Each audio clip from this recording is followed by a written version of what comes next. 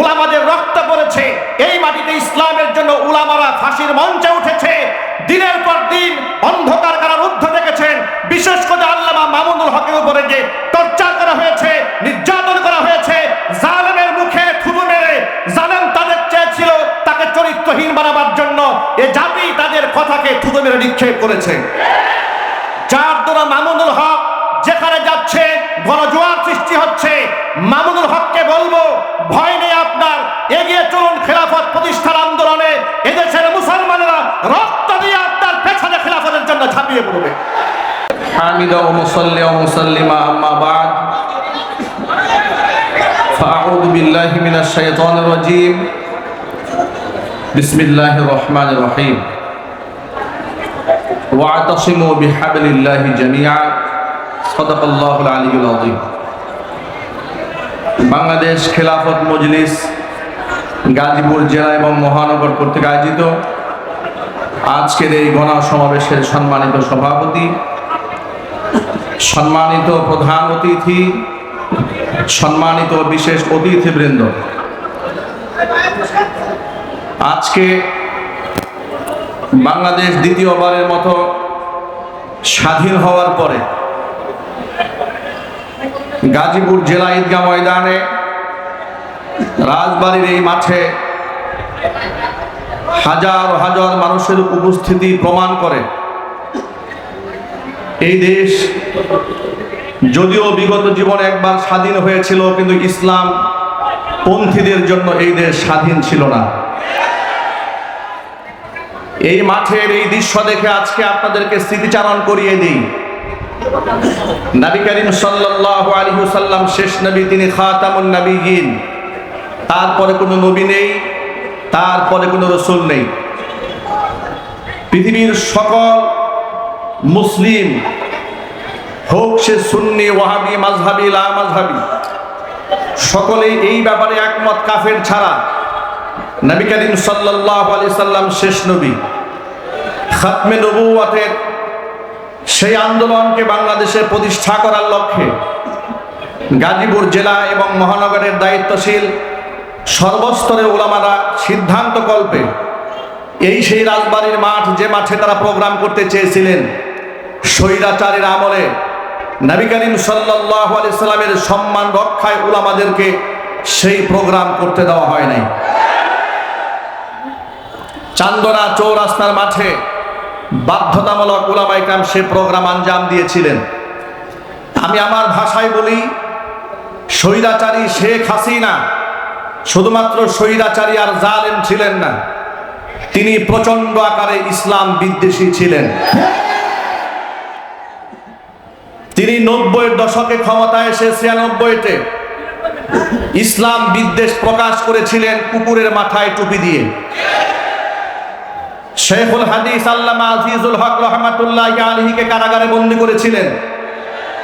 মুফতি আমিনী রহমাতুল্লাহি আলাইহিকে কারাগারে বন্দী করে রিমান্ডে নিয়ে টর্চার করে ফতোয়া বিক্ষত করেছিলেন।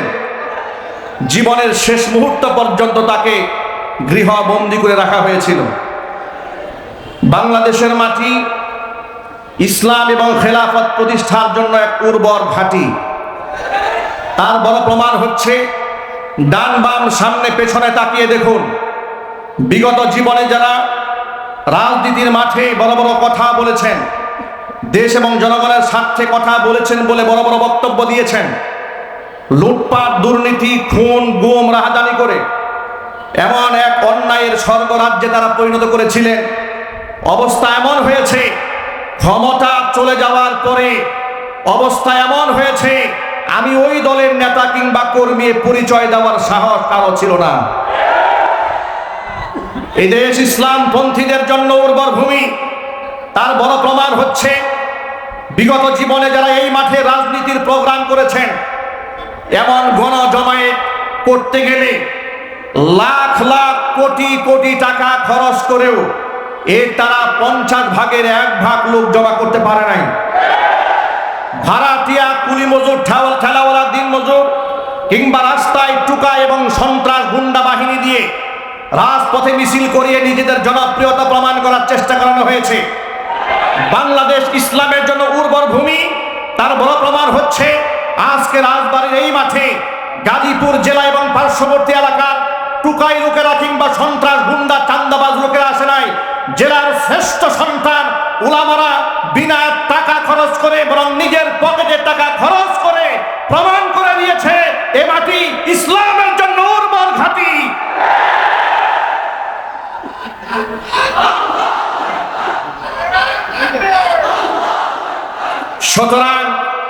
সুতরাং এই মাটি যেহেতু ইসলামের জন্য উর্বর ঘাঁটি, একটি ইমারত একটি বিল্ডিং নির্মাণ করতে হলে বিল্ডিং এর পাইলিং করতে হয়, এমনকি সেখানে অনেক ইট বালি সুরকি কণাগুলা ঢুকাতে হয় ফাউন্ডেশনকে মজবুত করার জন্য।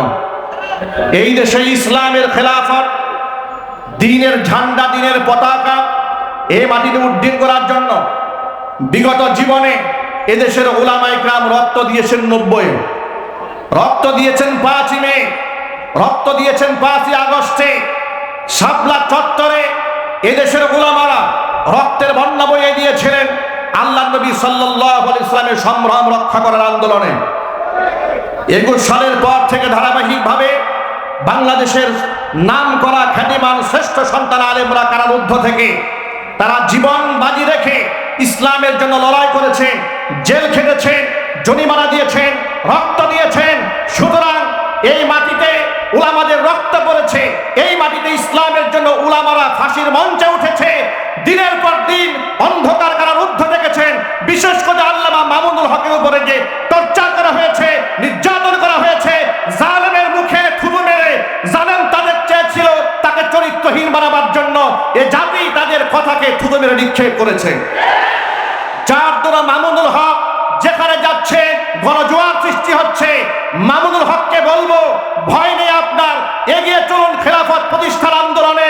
এদেশের মুসলমানেরা রক্ত দিয়ে আপনার পেছনে খেলাফতের জন্য ঝাঁপিয়ে পড়বে। আল্লাহ পাক এদেশের সকল শ্রেণীর মুসলমানদেরকে ঐক্যবদ্ধ হয়ে খেলাফত কায়েমের জন্য কবুল করুন।